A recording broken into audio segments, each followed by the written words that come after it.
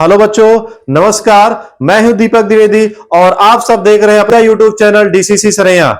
आशा है कि आप सब लोग बढ़िया होंगे, स्वस्थ होंगे, मस्त होंगे और अपनी पढ़ाई में व्यस्त होंगे। तो आज की क्लास में मैं बहुत बड़ा बिग अनाउंसमेंट करने वाला हूं आपके लिए, और ये क्लास आपके लिए बहुत ही इंपॉर्टेंट है। तो जिस बात का आप लोग इंतजार कर रहे थे और काफी दिन से आपका कमेंट आ रहा था कि सर कोई ना कोई आप फ्री बैच लॉन्च करिए, आज मैं आपके लिए फ्री बैच लेकर आया हूं। और ये बैच आप लोगों के लिए बहुत ही महत्वपूर्ण होने वाला है। जो बच्चे इस बार 2025 में बोर्ड एग्जाम देने जा रहे हैं और ऐसे बच्चे जो 2025-26 में, ठीक है, यानी जो 9th से 10th में जा रहे हैं, सबके लिए ये बैच बहुत ही इंपॉर्टेंट होने वाला है। और इस बैच में मैं आपको स्टार्टिंग से लेकर, मतलब शुरुआत से लेकर आपके सारे चैप्टर, जितने भी चैप्टर है, पूरा का पूरा सिलेबस, ठीक है, पूरा सिलेबस मैं आपका कवर करूंगा, ठीक है, और पूरा का पूरा, ठीक है, ये पूरी तरह से आपके लिए निःशुल्क है। तो आपसे ये रिक्वेस्ट मैं करता हूं कि आप लोग इसे ज्यादा से ज्यादा अपने दोस्तों तक इसको शेयर करें। आइए देखिए, ध्यान से देखिएगा कौन सा बैच है। देखिए इधर, तो ये बैच आपका है, देखिएगा इधर, ये जो मैंने बैच का नाम जो रखा है ना, इसका नाम है पुष्पा बैच, ठीक है। नाम मैंने क्या रखा है, तो नाम है इसका पुष्पा बैच, ठीक है। और इस बैच में, ठीक है, मैं आपको मैथ, ठीक है, मैथ्स, और ये फ्री फॉर क्लास 10th, ठीक है, क्लास 10th के स्टूडेंट के लिए ये बैच पूरी तरह से फ्री है, निःशुल्क है। यानी इसमें आपको किसी भी तरह का कोई पैसा, कोई चार्ज नहीं देना होगा, मुफ्त में आपको पढ़ाई करना है। और ये बैच आपका यूपी, उत्तर प्रदेश, बिहार और उसके बाद आपका राजस्थान और एमपी बोर्ड के स्टूडेंट्स के लिए बिल्कुल फ्री बैच होने वाला है। बस शर्त यह है कि आप लोग लाइक, सब्सक्राइब और शेयर दबा के करें, उसमें किसी प्रकार का कोई कंजूसी ना करें। अच्छा, उसके बाद क्या है, इसमें आपको, ठीक है, इसमें मैं आपका कंप्लीट सिलेबस कवर करूंगा। बात समझ रहे हैं कि नहीं? पूरा का पूरा सिलेबस मैं आपको कवर करके दूंगा।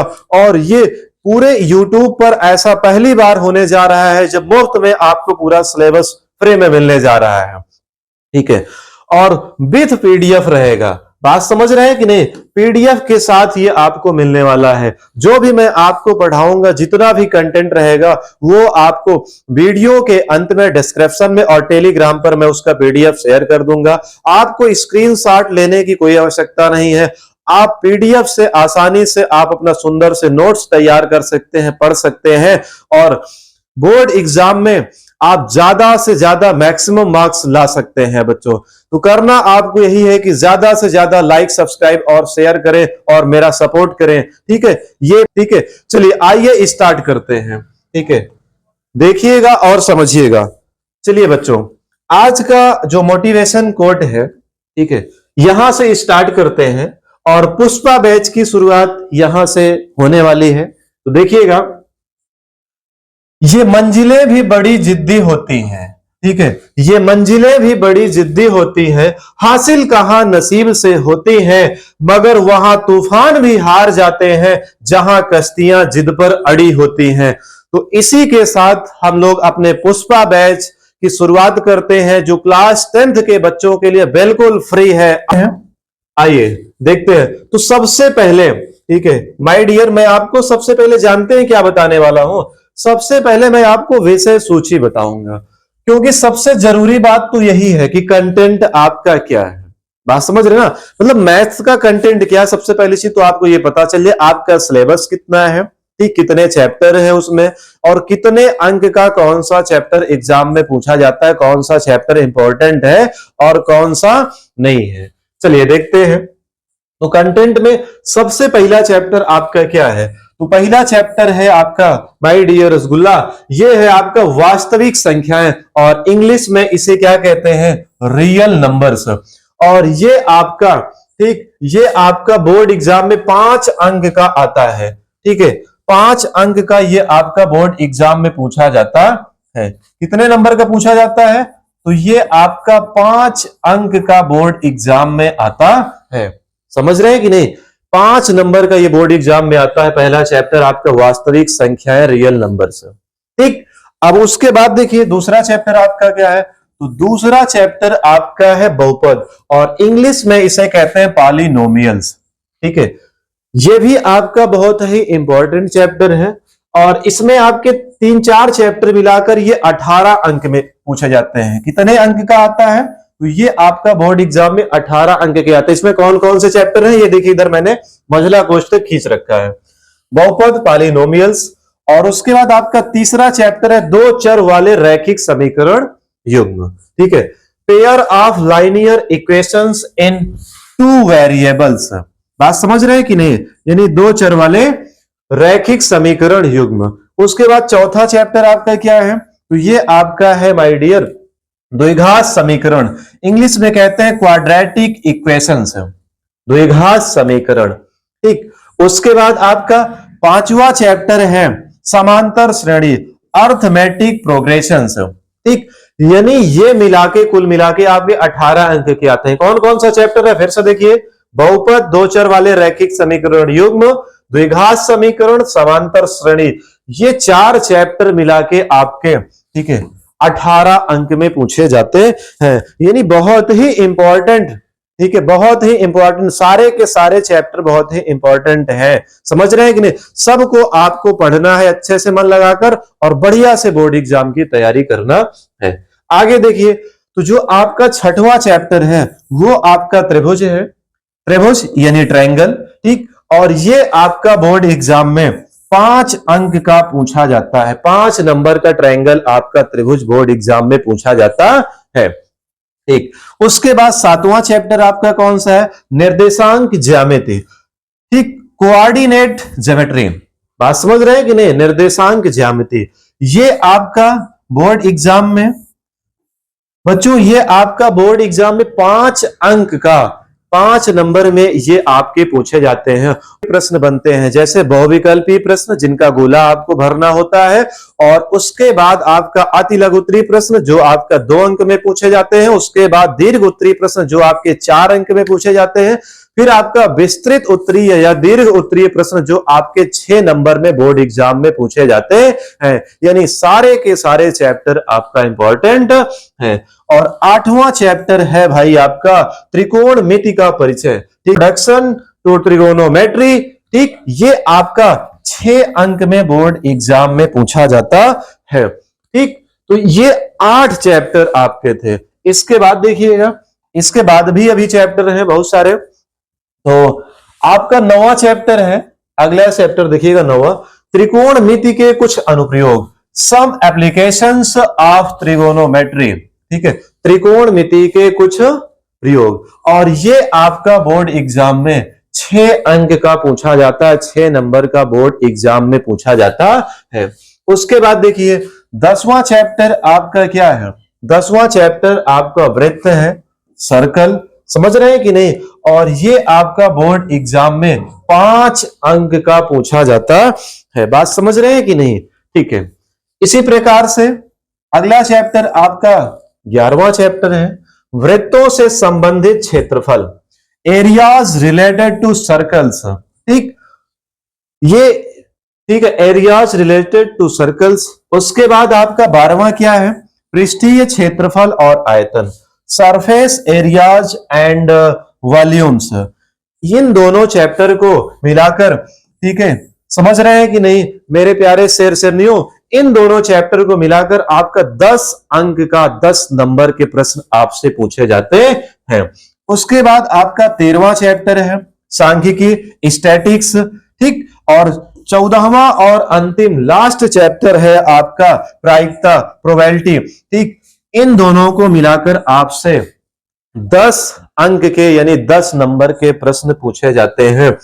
तो इस प्रकार से बच्चों, ठीक है, इस प्रकार से जो आपको चैप्टर पढ़ना है ना, कुल मिलाकर जो आपके पास चैप्टर है, ठीक, इधर देखिएगा, तो कुल चैप्टर आपके पास 14 है।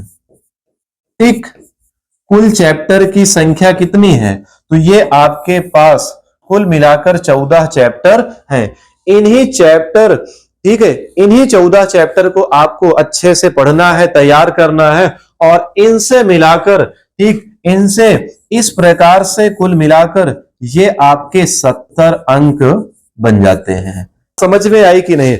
और इस बात की मैं आपसे प्रॉमिस करता हूं कि मैं जो भी पढ़ाऊंगा वो आपको बहुत ही अच्छे तरीके से समझ में आएगा। यदि फिर भी किसी प्रकार की कोई दिक्कत होती है, कोई असुविधा आपको होती है, तो आप हमको कमेंट करके जरूर बताएं या नीचे दिए गए नंबर पर हमको व्हाट्सएप जरूर करें, ठीक है। और यदि आपका कोई क्वेश्चन रहता है तो वो भी हमको मैसेज करके जरूर बताएं, मैं उसको जरूर आपको बताऊंगा, ठीक। कितने चैप्टर है वो मैंने आपको बता दिया। अब आपका पेपर का पैटर्न कैसे होता है, किस प्रकार से आपका पेपर होता है, मैक्सिमम मार्क्स कितने होते हैं वो देखिएगा। चलिए देखिएगा भाई और समझिएगा। तो अधिकतम अंक जो होते हैं, मैक्सिमम मार्क्स, ठीक, मैक्सिमम मार्क्स ये आपके 100 हुआ करते हैं। बात समझ रहे हैं कि नहीं? अधिकतम अंक आपके 100 हुआ करते हैं। तो होता क्या है इसमें, 100 अंक का होता है अधिकतम। अच्छा, ये केवल मैथ का नहीं, ये आपका क्लास 10th के सारे सब्जेक्ट के लिए ये अप्लाई होने वाला है, सेम तरीका। अच्छा, इसमें क्या होता है आपका, ध्यान से देखिएगा और समझिएगा। इस आपका जो 100 मार्क्स है ना, 100 अंक, इसमें क्या होता है, 30 अंक का आपका जानते हैं क्या हो जाता है, 30 अंक का आपका प्रोजेक्ट वर्क हो जाता है। ये आपका प्रोजेक्ट वर्क होता है, प्रोजेक्ट कार्य, ठीक। ये आपका प्रोजेक्ट कार्य से संबंधित प्रश्न होते हैं।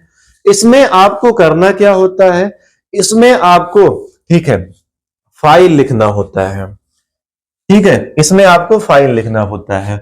और इधर देखिएगा, अच्छा, बचा बाकी का आपका 70 नंबर। ये जो आपके 70 नंबर बचे हैं ना, इसमें क्या होता है, तो फिर से ये आपका 2 भाग में डिवाइड हो जाएगा। अच्छा, इसमें आपका ये होता है, इस 70 नंबर में देखिए, इधर देखिएगा और समझिएगा, इस 70 में 20, ठीक, ये जो आपके 20 अंक है ना, 20 अंक है, ये OMR पर आधारित होता है, OMR पर आधारित, ठीक, ये आपका OMR पर आधारित होता है। और इसमें पूछे जाने वाले प्रश्न जो होते हैं ना, वो आपके MCQs होते हैं, ठीक। इसमें आपके MCQs होते हैं, मल्टीपल चॉइस क्वेश्चंस, बहुविकल्पी प्रश्न हुआ करते हैं। अच्छा, उसके बाद इधर जो आपका बचा है ना, इधर आपके जो बचा हुआ है, इधर आपका बचा 50, देख रहे हैं कि नहीं?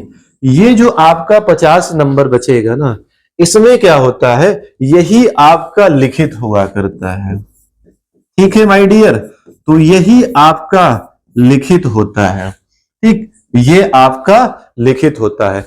यानी 50 नंबर का लिखित होगा, 20 नंबर का आपका OMR पर आधारित होगा, MCQ बहुविकल्पी प्रश्न होता है जिसका गोला आपको काला करना होता है, भरना होता है। तो 50, 20, 70 और 30 नंबर का आपका प्रोजेक्ट कार्य हो जाता है।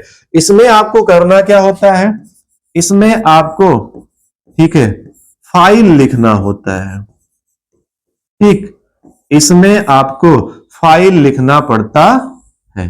बात समझ रहे हैं कि नहीं? तो ये पेपर का पैटर्न होने वाला है। और ये आपका केवल एक सब्जेक्ट में ऐसा नहीं होगा, ऐसा आपका ऑल सब्जेक्ट में होगा, ठीक, ये आपका ऑल सब्जेक्ट के लिए है। बात समझ में आई कि नहीं? यही पैटर्न आपका ऑल सब्जेक्ट में होने वाला है।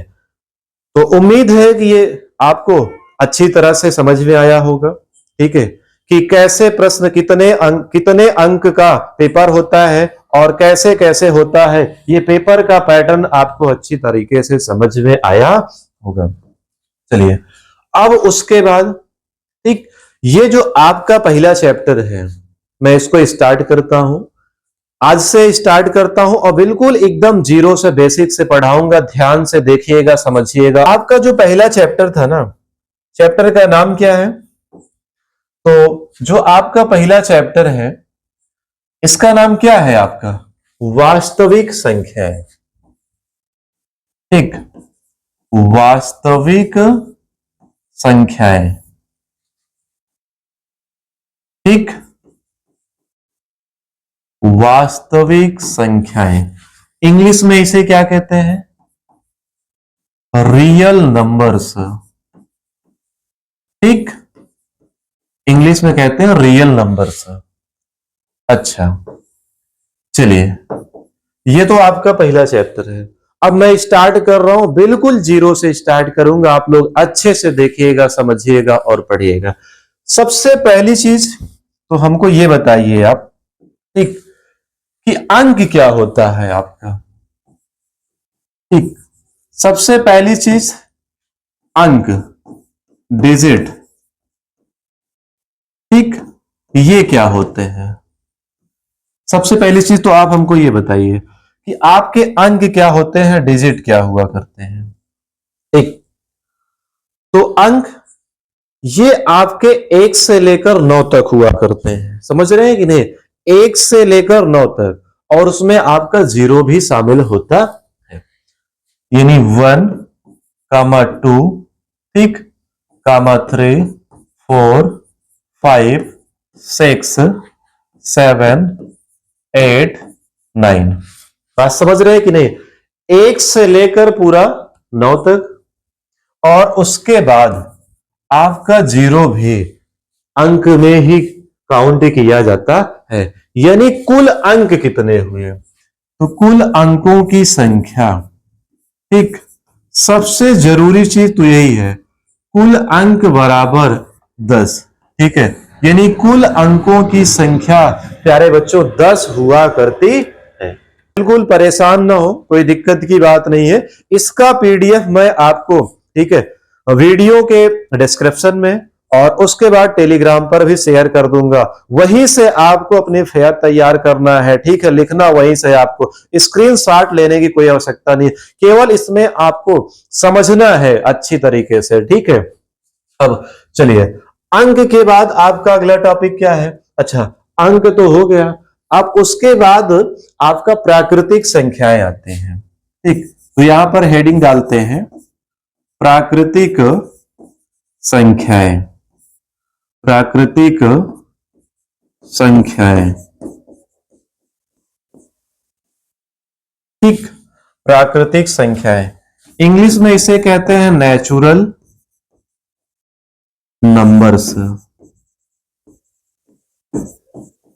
ठीक, प्राकृतिक संख्याएं, नेचुरल नंबर्स, ये क्या होती हैं? सबसे पहले चीज तो ये आपको जानना है, प्राकृतिक संख्याएं क्या होती हैं।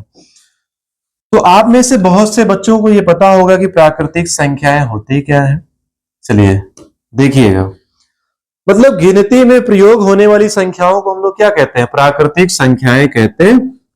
यहां पर इसके डेफिनेशन लिखेंगे, गिनती में प्रयोग, गिनती में प्रयोग होने वाली, ठीक है, गिनती में प्रयोग होने वाली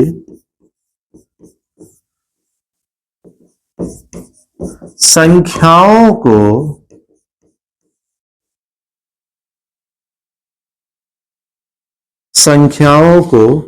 गिनती में प्रयोग होने वाली संख्याओं को प्राकृतिक, ठीक, प्राकृतिक संख्याएं, प्राकृतिक संख्याएं कहते हैं, कहते हैं। ठीक, चलिए, गिनती में प्रयोग होने वाली संख्याओं को प्राकृतिक संख्याएं कहते हैं, और इसके समुच्चय को प्राकृतिक संख्याएं कहते हैं। आगे देखिएगा, इसके समुच्चय को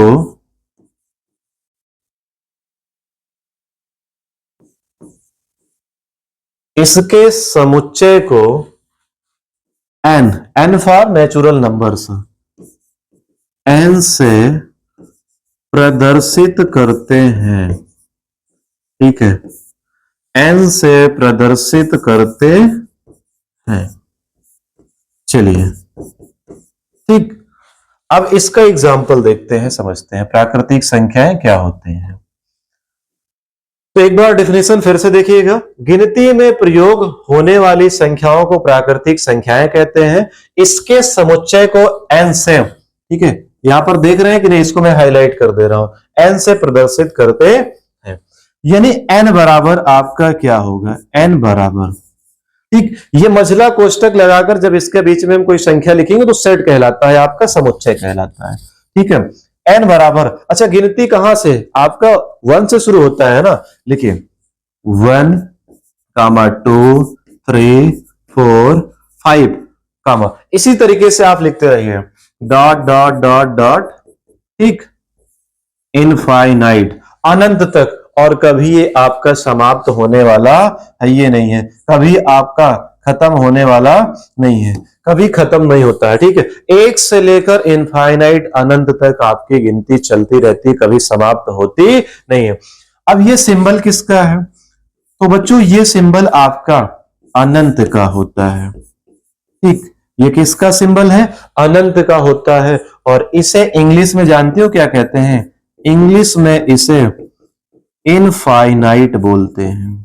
ठीक, क्या बोलते हैं, तो इंग्लिश में इसे इनफाइनाइट, अनंत कहते हैं। अब उसके बाद देखिए, प्राकृतिक संख्याओं के बाद आपका क्या है, उसके बाद आपका पूर्ण संख्याएं। ठीक, देखिएगा, पूर्ण संख्याएं,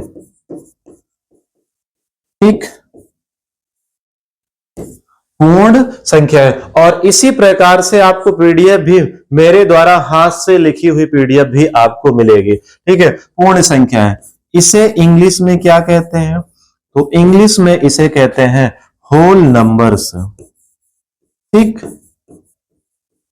होल नंबर्स इसे इंग्लिश में कहा जाता है। चलिए, तो ये क्या होती है, इसको भी समझ लेते हैं। अच्छा, ये जो आपका प्राकृतिक संख्याएं है ना, प्राकृतिक संख्याओं के समुच्चय में जब हम जीरो को शामिल कर लेते हैं तो उसे हम लोग क्या कहते हैं, पूर्ण संख्याएं कहा करते हैं। चलिए भाई देख लेते हैं, तो यहां पर इसकी परिभाषा लिखते हैं कि जब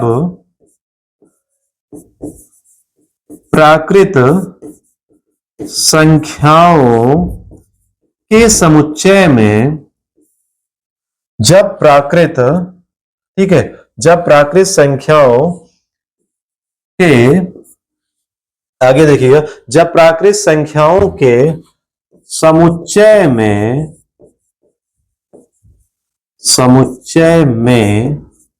ठीक, जीरो यानी शून्य, समुच्चय में जीरो को भी शामिल कर लेते हैं, शामिल कर लेते हैं, तो ठीक है, तो उसे पूर्ण संख्याएं,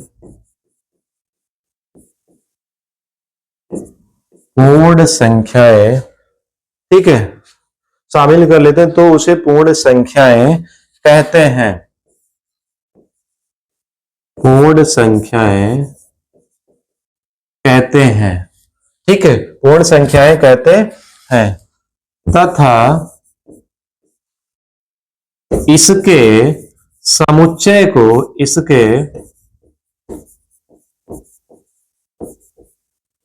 समुच्चय को, ठीक, तथा इसके समुच्चय को, संख्या होल नंबर, इसके समुच्चय को W से प्रदर्शित, ठीक, प्रदर्शित करते हैं। ठीक, तो ये था इसकी परिभाषा। प्राकृत संख्याओं के समुच्चय में, ठीक, प्राकृत संख्याओं के समुच्चय में, इधर देख रहे हैं कि नहीं, ये जीरो को भी शामिल कर लेते हैं तो उसे पूर्ण संख्याएं कहते हैं। तथा इसके समुच्चय को, देख रहे हैं ना, W से प्रदर्शित करते है। यानी W बराबर क्या होता है आपका, तो W बराबर, ठीक, सबसे पहले आप प्राकृत संख्याएं लिखिए। प्राकृत संख्याएं क्या होती हैं, 1, 2, 3, 4, 5, dot dot dot dot infinite तक आप ऐसे लिखते रहिए। तो ये तो थी आपकी प्राकृतिक संख्याएं बच्चों। और डिफिनीशन में हमने क्या कहा कि इसमें जब हम जीरो को शामिल कर लेंगे, अब देखिए जब इसमें हम जीरो को शामिल कर लेंगे ना, ये देखिए जब इसमें हम जीरो को शामिल कर लेते हैं, अब इसी सेट को हम लोग क्या कहते हैं, पूर्ण संख्याएं कहते हैं। और ये क्लास आपकी, ठीक है, बेसिक से है, बिल्कुल स्टार्टिंग से है। बहुत ही अच्छे तरीके से मैं आपको पढ़ाऊंगा, बहुत ज्यादा स्पीड में नहीं पढ़ाऊंगा, क्योंकि आपको अच्छी तरीके से बढ़िया से समझ में आए, ठीक है। और यदि आपको समझ में आ रहा है तो हमको थम्स अप करके जरूर बताएं कि हाँ सर समझ आ रहा है, कमेंट करके जरूर बताएं, ठीक। तो पूर्ण संख्याएं क्या होती है मैंने आपको ये बता दिया। अब इसके बाद देखिए पूर्ण संख्याओं के बाद आपका कौन सी संख्या आती है, तो उसके बाद आपका आता है पूर्णांक, ठीक। पूर्णांक इंग्लिश में इसे कहते हैं इंटीजर्स, ठीक। क्या कहते हैं बच्चों, तो इसे कहते हैं पूर्णांक को इंग्लिश में इंटीजर्स कहते हैं। चलिए अच्छी बात है, ठीक है। तो आगे देखिएगा और समझिएगा। अच्छा, पूर्णांक क्या होते हैं, सब एक दूसरे से रिलेटेड है, एक दूसरे से क्या रिलेटेड है, ठीक है। तो अच्छा, ये आपका पूर्ण संख्याओं से रिलेटेड है, तो इसकी परिभाषा कैसे लिखेंगे कि जब पूर्ण संख्याओं, ठीक, यहां पर परिभाषा लिखेंगे कि जब पूर्ण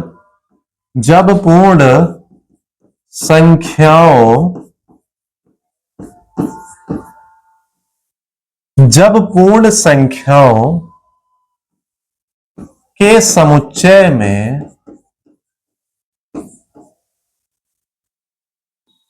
ठीक है, जब पूर्ण संख्याओं के समुच्चय में ऋणात्मक चिन्ह के साथ, ऋणात्मक चिन्ह के साथ, ठीक, ऋणात्मक चिन्ह के साथ प्राकृत,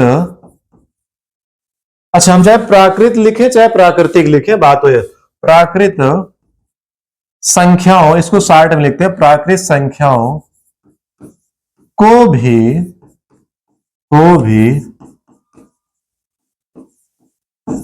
शामिल कर लेते हैं, संख्याओं को भी शामिल कर लेते हैं, शामिल कर लेते हैं, तो उसे, ठीक है, तो उसे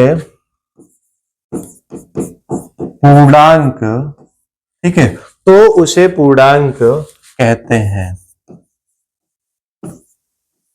तो उसे पूर्णांक कहते हैं। तथा, ठीक है, तथा इसके समुच्चय को,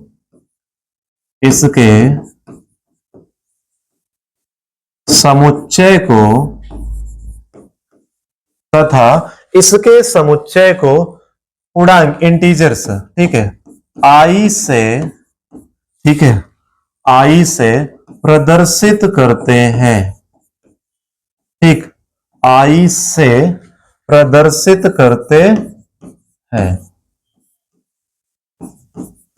ठीक। ये थी इसकी डेफिनेशन। अच्छा चलिए, कुछ लोग इसको आई के बजाय, ठीक, कुछ लोग इसको आई के बजाय, ठीक है, जेड से भी लिखते हैं, ठीक, कोई दिक्कत की बात नहीं है, यानी आई फॉर इंटीजर्स, ठीक, आई बराबर जो इसका सेट बनेगा, देखिए सबसे पहले तो आप पूर्ण संख्याएं लिखिए, ठीक, यहां से लिखते हैं पूर्ण संख्या, जीरो से आपके स्टार्ट होती है, 0, 1, 2, 3 डॉट डॉट डॉट डॉट, ठीक, बात समझ रहे हैं कि नहीं, डॉट डॉट, इधर आपका इनफाइनाइट अनंत तक। अच्छा, ये तो आपकी पूर्ण संख्याएं हो गई, इधर कामा। अब आपको ऋणात्मक चिन्ह माइनस लगाकर इधर प्राकृतिक संख्याएं लिख देना है। माइनस का 1 कामा माइनस का 2, इसी तरह डॉट डॉट डॉट डॉट आप ऐसे लिखते रहेंगे और यहां आएगा एक कंडीशन आएगी माइनस का इनफाइनाइट तक। बात समझ रहे हैं?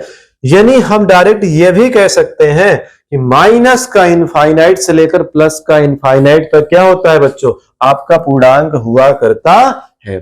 चलिए, अच्छी बात है। अच्छा, तो ये आपका पूर्णांक हो जाता है। अब यहां पर थोड़ा सा कुछ ट्विस्ट है, उसको ध्यान दीजिएगा और समझिएगा। ये यहां से यहां तक आपका देख रहे हैं ना, बात समझ रहे हैं? एक से लेकर इनफाइनाइट तक ये आपका प्लस में है, तो इसे जानते हैं क्या कैसे हैं, क्या कहते हैं, इसको धन पूर्णांक कहते हैं। ठीक, इसे धन पूर्णांक कहा करते हैं, पॉजिटिव इंटीजर्स कहा करते हैं। ठीक है, पॉजिटिव इंटीजर्स कहते हैं इसको। चलिए, तो ये हो गया आपका धन पूर्णांक या धनात्मक पूर्णांक। और बीच में जो है आपका, ठीक, इसे कहते हैं शून्य पूर्णांक। तो ये आपका बच्चों क्या होता है, ये आपका शून्य पूर्णांक है।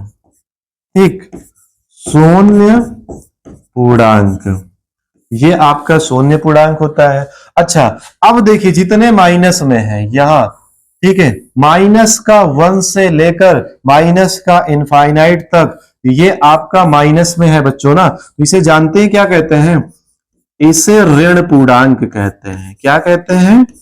इसे आपका ऋण पूर्णांक कहा जाता है। तो ये पूर्णांक से संबंधित होते हैं। ये देखिए, हेडिंग डालिएगा परिमेय, ठीक है, इधर देखिएगा परिमेय संख्याएं।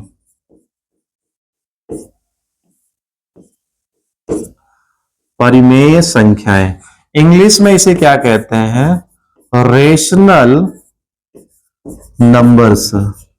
ठीक, इंग्लिश में इसे रेशनल नंबर्स कहा जाता है बच्चों। ठीक, तो इसकी डेफिनेशन देखिएगा क्या होती है, मैं आपको बता रहा हूं। ऐसी संख्याएं, ठीक, ऐसी संख्याएं, ऐसी संख्याएं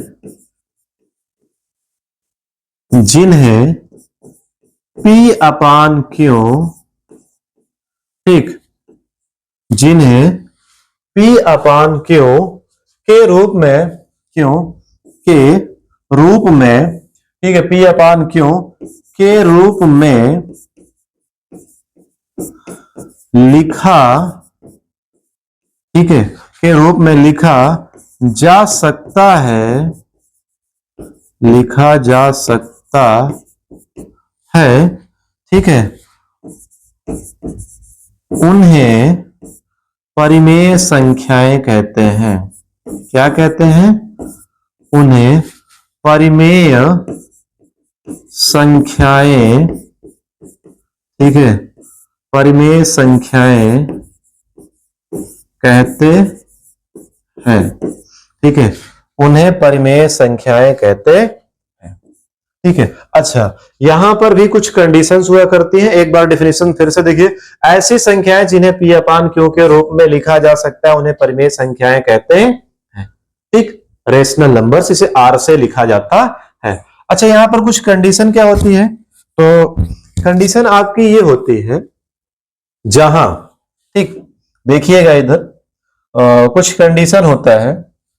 कंडीशन क्या होता है, ठीक, जहां Q नॉट इक्वल, ठीक है, Q नॉट इक्वल टू 0 आपका होनी चाहिए। ठीक है, यानी Q बराबर 0 नहीं होना चाहिए। बात समझ रहे हैं ना? यानी P अपान Q, P अपान Q का मतलब क्या हुआ, अंश बटे हर। ठीक, अंश बटे हर के रूप में। ठीक है, अंश को हम लोग न्यूमरेटर कहते हैं और हर को हम लोग डिनोमिनेटर कहते हैं। बात समझ रहे हैं कि नहीं? यानी Q नॉट इक्वल टू 0, हर में 0 नहीं होना चाहिए। अच्छा, अब इसका एग्जाम्पल देख लेते हैं थोड़ा सा। इधर एग्जाम्पल देख लीजिए, कौन कौन सी संख्याएं आपकी परिमेय संख्याएं हो सकती है, एग्जाम्पल देखिएगा। तो जैसे आपका 2/3 कामा 5/7 कामा 3/8, ठीक, और उसके बाद 2, 5, 7 आदि। ये सारी संख्याएं कैसी संख्याएं हैं आपकी? ये सब का सब, ठीक है, आपकी परिमेय संख्याएं हैं। अच्छा, जिसके बटे में कुछ नहीं लिखा है ना बच्चों, देख रहे हैं कि नहीं भाई? जिसके बटे में कुछ नहीं लिखा है उसका तो बटे 1 हम कर सकते हैं। किसी भी संख्या का अगर हम बटे 1 कर दें तो उस पर कोई फर्क पड़ने वाला नहीं है। इस प्रकार से आप परिमेय संख्याएं देख लेते हैं, ठीक। अच्छा, अब देखिए, परिमेय संख्याओं के बाद आपका परिमेय संख्याएं हो जाती हैं। अच्छा, आगे क्या है आपका? परिमेय संख्याओं के बाद आपका, ठीक, अब देखिएगा अपरिमेय संख्याएं। अपरिमेय, अपरिमेय संख्याएं, अपरिमेय संख्याएं, ठीक। इसे इंग्लिश में क्या कहते हैं? इरेशनल, ठीक, इरेशनल नंबर्स, ठीक है ना। अपरिमेय संख्याएं ये आपका इरेशनल नंबर्स हुआ करती। अच्छा, ये जस्ट उसका अपोजिट है। ऐसी संख्याएं, परिभाषा देखिए, ऐसी संख्याएं, ठीक, ऐसी संख्याएं जिन्हें, ऐसी संख्याएं जिन्हें P/Q, P/Q के रूप में,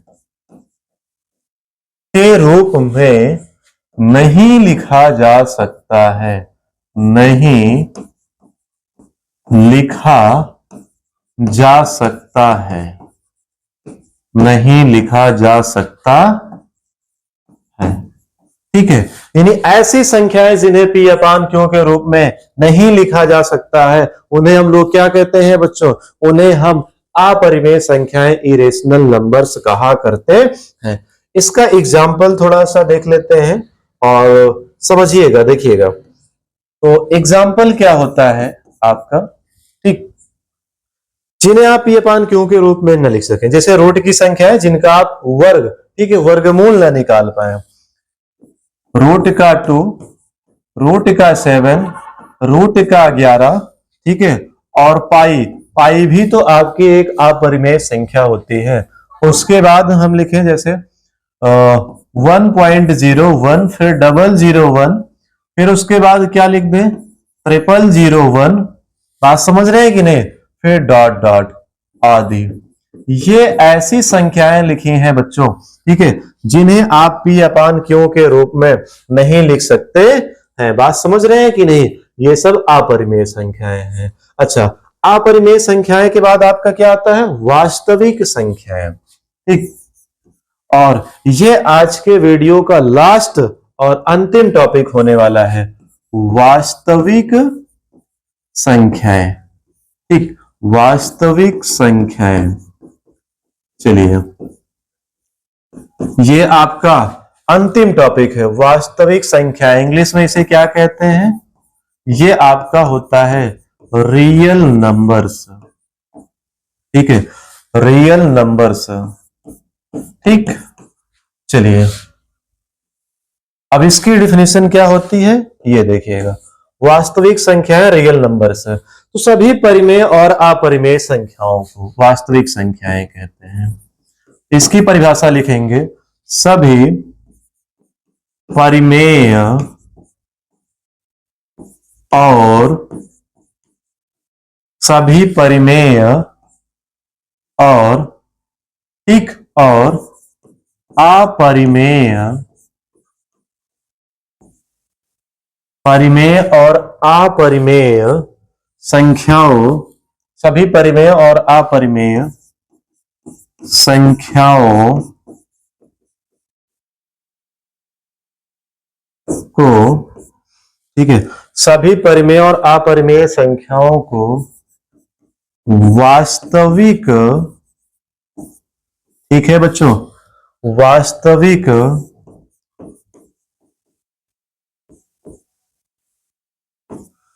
संख्याएं, वास्तविक संख्याएं कहते हैं। ठीक है, एक बार डेफिनेशन फिर से देखिएगा। सभी परिमेय और अपरिमेय संख्याओं को वास्तविक संख्याएं कहा जाता है, यानी इसके सेट में, इसके समुच्चय में आपका सभी प्रकार की संख्याएं होंगी, चाहे वो आपकी परिमेय हो और चाहे वो आपकी अपरिमेय संख्याएं हो। चलिए अब इसका एग्जाम्पल देख लेते हैं। जैसे एक परिमेय, सबसे पहले परिमेय संख्याएं लिख लेते हैं। 3/5, 2/11, तो ये परिमेय संख्या है। उसके बाद अपरिमेय संख्या है, पाई लिख लेते हैं, ठीक, और रूट का 7 लिख लेते हैं, √7 आदि। तो आप देख रहे हैं ध्यान से कि नहीं? ठीक, सभी परिमेय और अपरिमेय संख्याएं क्या होती हैं? ये आपकी वास्तविक संख्याएं हुआ करती हैं। तो माय डियर रसगुल्ला, आशा है कि ये वीडियो आपको बहुत ही अच्छे तरीके से समझ में आया होगा। तो आपसे ये रिक्वेस्ट है कि इस क्लास को आप भी पढ़ें और अपने दोस्तों तक भी इसको जरूर शेयर करें, क्योंकि मैं इसको देखूंगा, चेक करूंगा कितने बच्चों ने इसको शेयर किया, मैं इसको जरूर चेक करूंगा, देखूंगा। तो आप लोग मेरा सपोर्ट करें और सभी बच्चों को ये बताएं कि मतलब डीसीसी सरैया, द्विवेदी कोचिंग सरैया में ऑनलाइन और ऑफलाइन, ठीक है, दोनों बैच, ठीक है, दोनों में नया बैच आपका स्टार्ट हो चुका है। और ऑनलाइन यूट्यूब पर बिल्कुल एकदम फ्री में, मुफ्त में सारा का सारा कंटेंट मिलने वाला है। Thanks for watching, love you all, take care, जय हिंद। मिलते हैं फिर अगले वीडियो में।